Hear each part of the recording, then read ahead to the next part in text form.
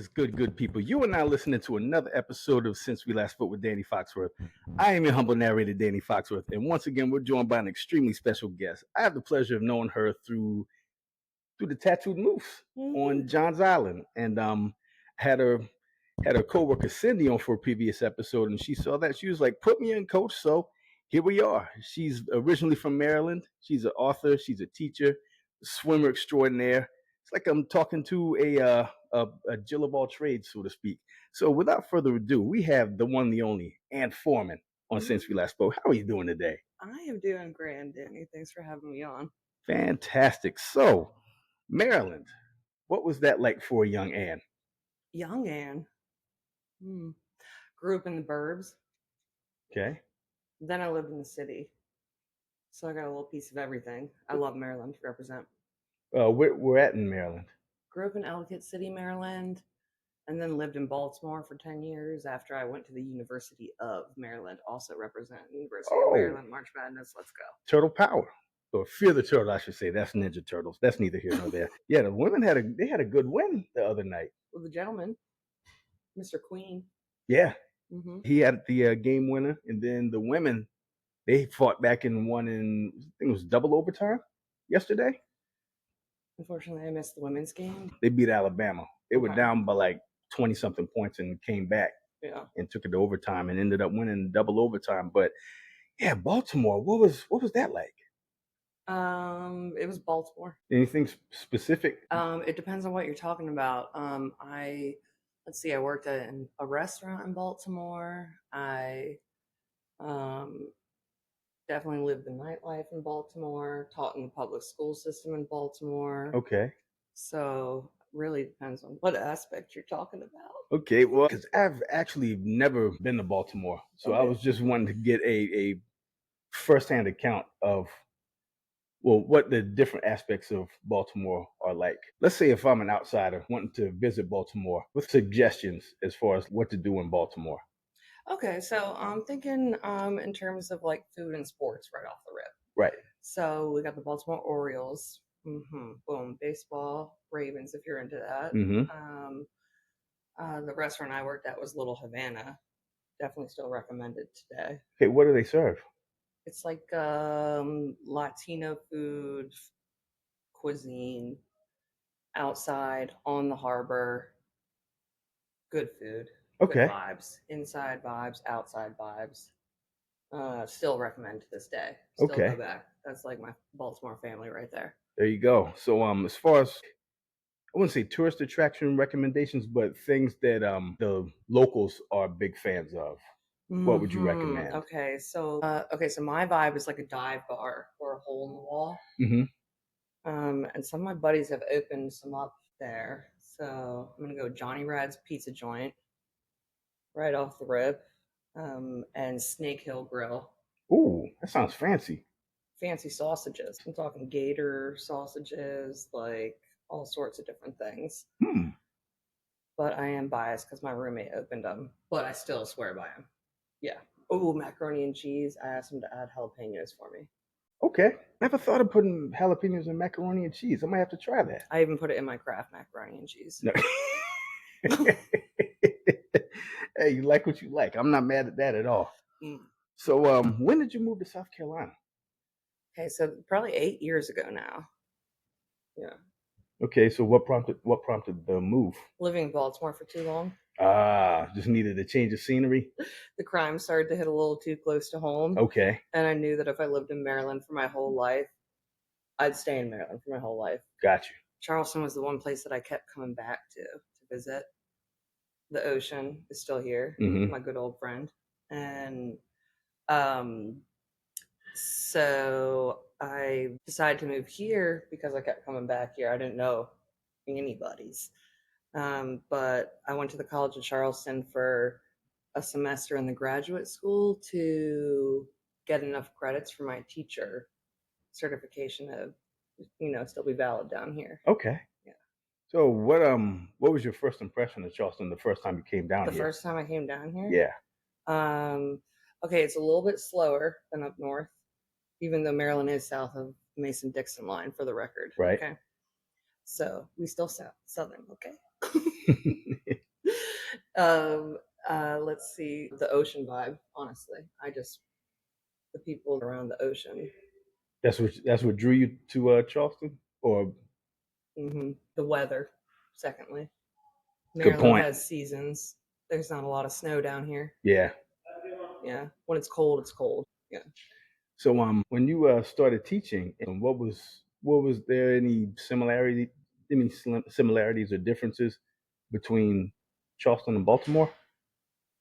Mm, yes. So when I taught in Maryland, I taught at not just downtown Baltimore City schools, but Okay. also like the suburbs of Maryland. So I worked at Annapolis High School for a while, outskirts of Baltimore. But in reality, there's no differences in the school systems really, except for the pay.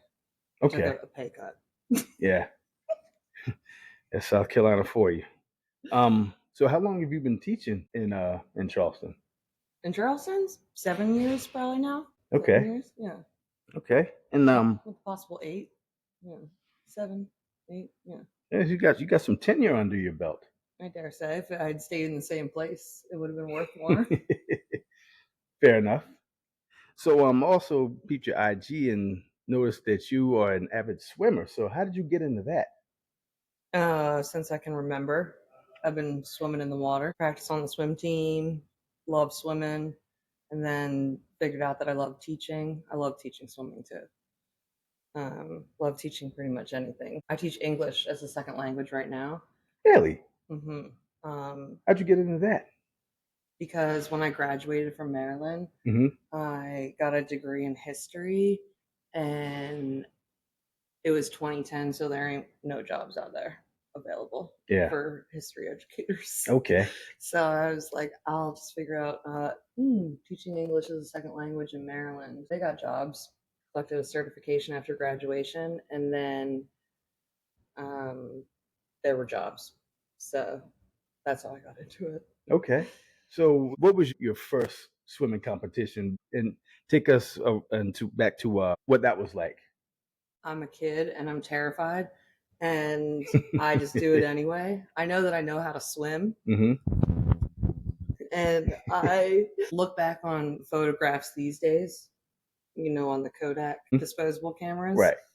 I look back on those photos these days and I'm like, yo, mom, pop, you had me out here in a flower bathing suit with no swim cap and no goggles. I'm young, but everybody else on the lineup has got swim caps ready to go. I just had to figure it out. I still crushed though as a kid. So Wow. I also had a big crush on my coach. Giminski, shout out. Mike Giminski, the basketball Mike Giminski? No, Mike Giminski, he was my swim coach. Okay, because there's another guy that used to play for basketball for Duke. Then his name was Mike Giminski. That's no, okay. Okay. All right. Not that Mike Giminski. So when you crushed your first swim meet, did you get that itch to go back and was like, you know what? Let me crush the competition some more because this feels good. That's precisely what it was. Okay. Yeah. So what was your biggest accomplishment as far as at a swim meet? Ever? Yes. I would say swimming from Alcatraz to shore. What? Yeah, it can be done. Wow. So that is fascinating. So talk about what kind of practice did you do leading up to that? I would just do my regular practice, and when I signed up, like I still do open water swimming, so that was a competition like post graduating college. And I didn't do all the research on how cold the water was going to be or how tumultuous the waters were going to be. I was just like, oh yeah, I've done these swims before, so signed up for it, got out there, had no idea what I was about to get myself into, but I did it.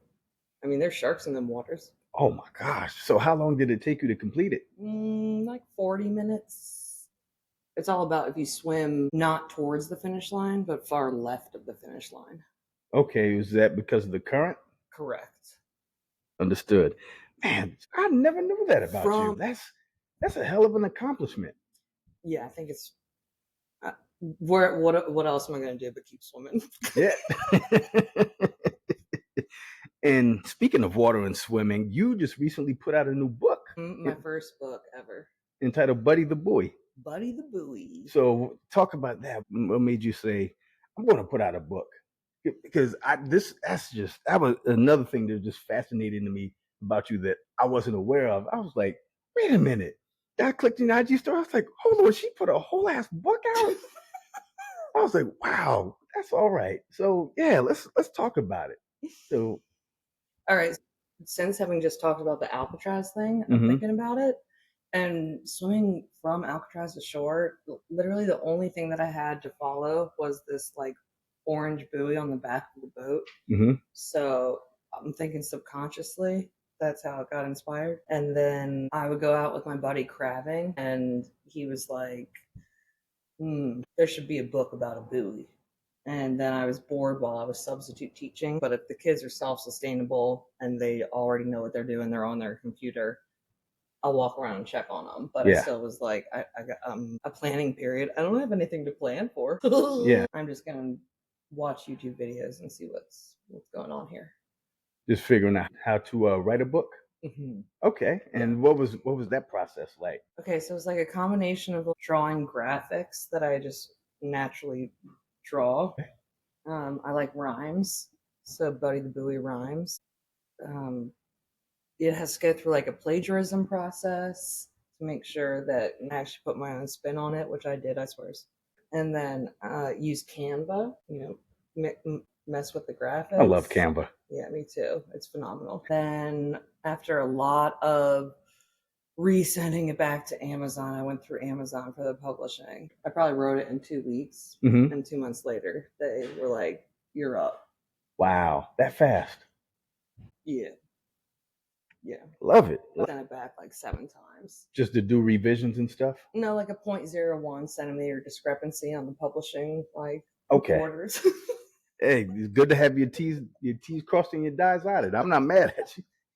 So that's how bad business starts when you don't do all your checks and balances. Correct. So when you got your first physical copy in your hand, what was that feeling like? So I probably got 4 first physical copies in my hand because it would be like a prototype. Send it to myself first, take a look at it, and then you just see things differently when it's in your hands versus on a computer. And I'd be like, oh, I did not even notice that those children running in the background have full-grown mustaches on them. You know what I'm saying? So we're gonna have to do another revision here. Yeah. And then you get another one, notice something different like that. Yeah, just a lot of that. Okay, and what's the response been like since you released the book? People I know have bought them. I'm gonna go read the book at some elementary schools and libraries. Really? Yeah. I love that. And all of the children that I have read it with, they seem to enjoy it. Awesome. It also teaches like water safety, which I'm a big believer in. Water safety is important. Highly important. Yes. So another thing that you talked about was your resiliency from trauma. So if you want to share what a resiliency that you developed from this trauma. Okay, so you can't turn back time. You can't change things that you don't have control over. Right. This is also probably another part of Buddy the Buoy. I've had traumatic experiences before. One of them being my hometown in Maryland was flash flooded. I remember that. Yeah, no one saw it coming. So unfortunately I lost the love of my life in that flood. Sorry to hear that. Yeah. He was trying to save someone's life. Didn't make it, but that's another thing about water safety. I mean, he was military, so I don't know. His funeral was all blown up by the governor of Maryland. They had the flag of Maryland at half mast until they found his body and such. And I was supposed to go to that birthday party he was at, but you can't beat yourself up either about things that you cannot control. True. Yeah. So that how much time do you have, Danny? I got a laundry list. Hey, let's go for a walk. I was a lifeguard for a long time, so I saw traumatic things happen. And I think that losing people before that you're ready for them, or if it's not old age or something, then that's difficult. Lost some students along the way from not knowing how to swim, which is why I think that everyone should have the access to know that Right. skill. But it's not that easy. Yeah. Like I don't have a pool that I could just teach everybody at. So Yeah. So man, that's a really heroic thing that your partner did, and salute to him. Like seriously, man, and to get his flag flown at half staff in Maryland and his memory, that I mean, he didn't die in vain. correct. Yeah. I'm like, you would die a hero, Eddie. Yeah. Love you, Eddie. Shout out to Eddie. Rest in peace. So and we're going to get into the 5 questions segment. All right, let's go. So first and last question are the same question I ask every guest I have on here. Lord. And questions 2 through 4 are 100% random. So question number 1. What were Ann's go-to school lunch items? Okay, so you're talking if I didn't bring a bag lunch? You can count that too. All right, so school lunch items. Yes. Okay, so I would eat. Okay, so I'd bring a bag lunch. It would have peanut butter, no jelly. You're judging me. No. All right. I love jelly, but look, people like what they like. Why would I be mad at that? Their food is not on my plate. And then it'd be like some carrots, but I would get that 50 cents for either ho-hos. Oh, yeah. Or yeah. zebra cakes. Zebra cakes are my go-to. Yes. And this is the way I ate zebra cakes. Okay. I would take one bite, I would dig my finger in and take all the icing out, and then I eat each cake separately. Really? Mm-hmm. Man, you know what? I might try that method the next time I get a zebra cake. I ain't even going to sit here and lie to you. So back to the peanut butter. Do you prefer creamy or crunchy? Creamy. Okay. Yeah, 100. Yeah. Yeah, Mhm. my grandfather, he was a big Jif guy, and he was all about creamy peanut butter. I'm a crunchy guy. Okay, Yeah. no judgment here. Yeah, I So. love that. So question number 2. If you're reincarnated, what would you like to come back as? A lion, Why a lion? because it's already my spirit animal. Fair enough. You know what? And they're resilient and mighty. So I mean, it fits like a hand in glove. I love that answer. And I'm a Leo. Oh, even more of a logical answer. Question number 3. What's one piece of advice that you would tell your 18-year-old self? Don't care what people think about you. You're beautiful and strong no matter what other people think about you. Love that. Question number 4. What's your favorite restaurant in Charleston? Oh my gosh, favorite restaurant in Charleston? Okay, I'm really stumped on this one. Okay, how about favorite seafood restaurant? Okay, I'm going 167. Oh, yes. Yes, I'm glad you brought that. I hadn't been there in so long. God, I haven't been there forever.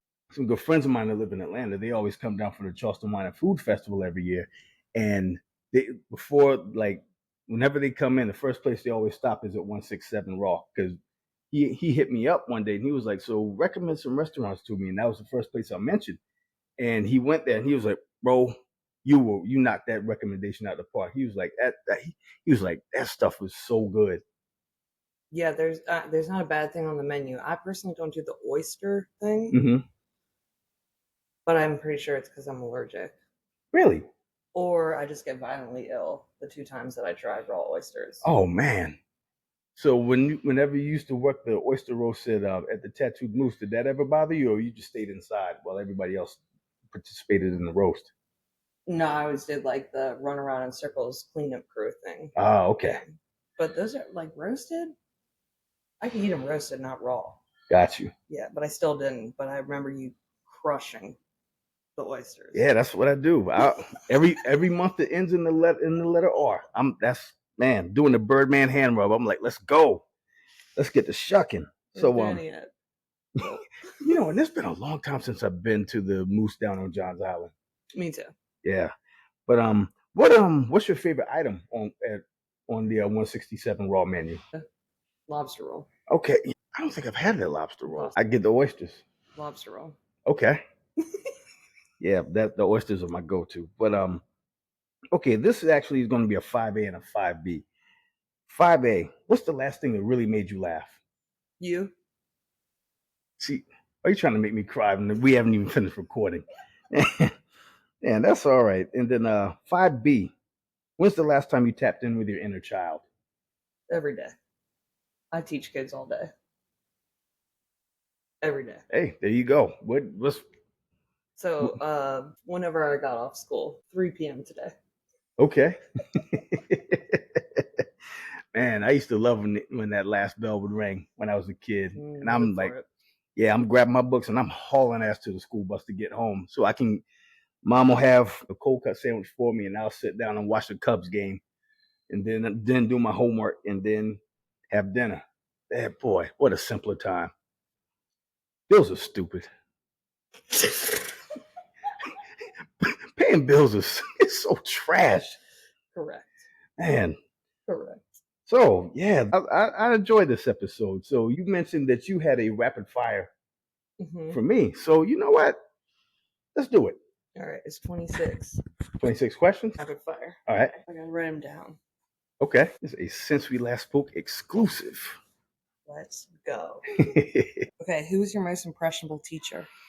Most impressionable teacher, grade school or college, or does it matter? I'm asking the questions now. Okay, my most impressionable teacher is Dr. Tim Brown. He was my history of Western art instructor at Trident Tech because he was the one that really just got me fully immersed in art. I'm an art junkie. What was your most recent meal? My most recent meal, I had actually it was at lunch. It was cabbage and hash. What have you ever been in a fist fight? I have. Did you win? I did. How many have you been in? Just one. You did win? Yeah. I'm a peaceful man, but he really pushed my buttons that day. What's your favorite fruit? Pineapple. How many states have you visited? Roughly, I'll say 10. How many countries?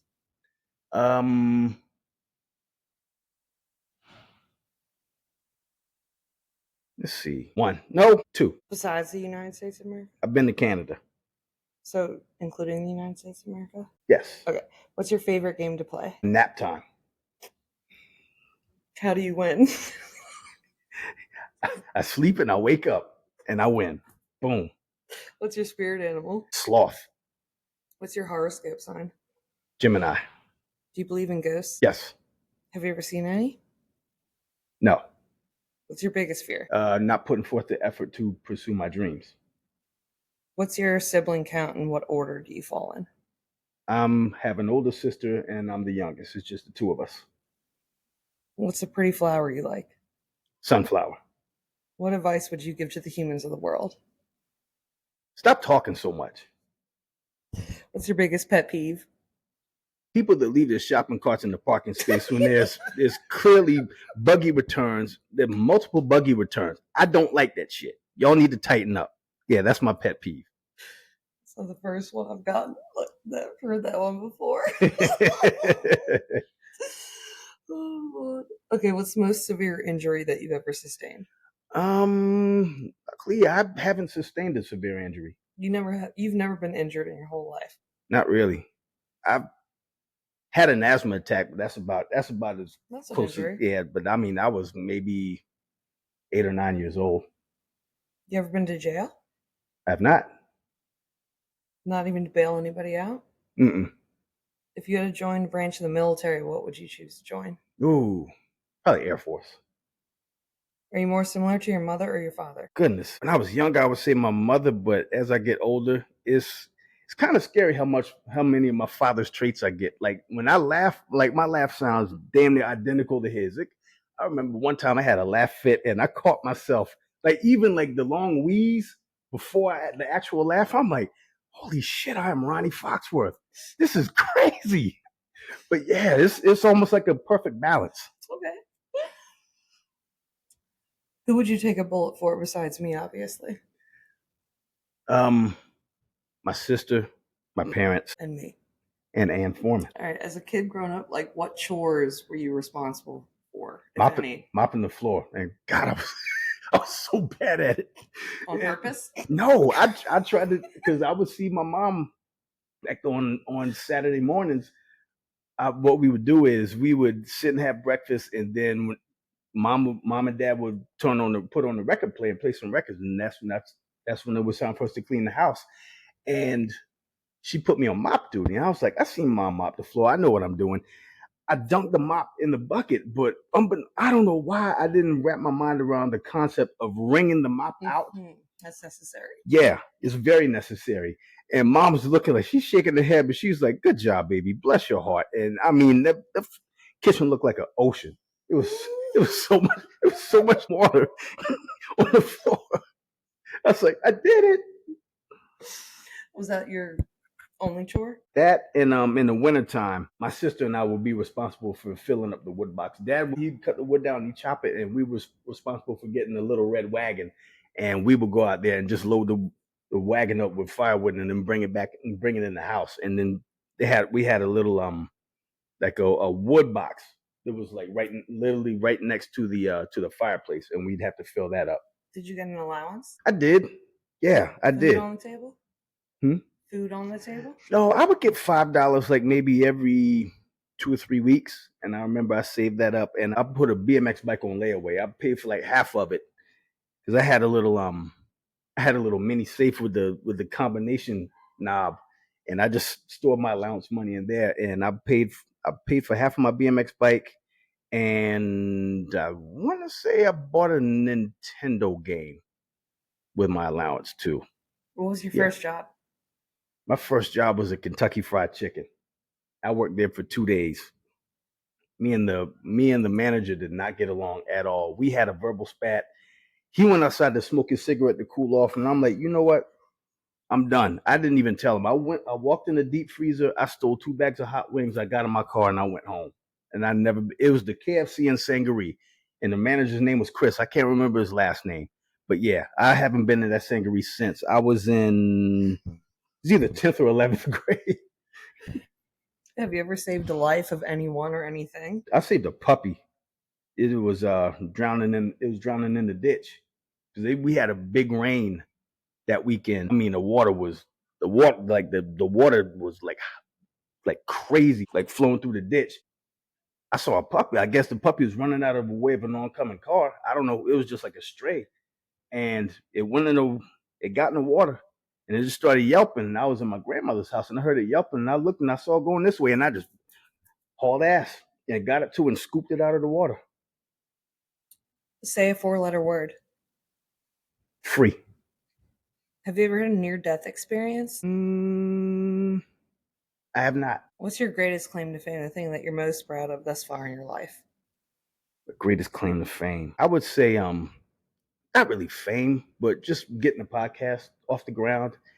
You know, it was an idea that I had for a couple of years. You know, I was a guest on somebody else's podcast, and I got the itch to do my own, but I was looking for something to talk about before I started it. And then once I did it, you know, I dropped my first episode in January 2023, and here I am 2.5 some odd years later, and just like hearing people that I didn't expect to be big fans of the podcast, be big fans, and being respected and given credit by podcasters that I looked up to. That was an amazing feeling. And also, this past January, all my podcasts combined, I reached 10,000 downloads. I was like, wow. And just doing that just all by myself, completely organic. I was like, yeah, that's probably my biggest accomplishment.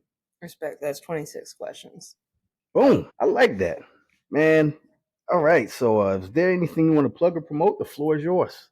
Swimforeman.com, Charleston, South Carolina. If you don't know how to swim or you do know how to swim, I got you.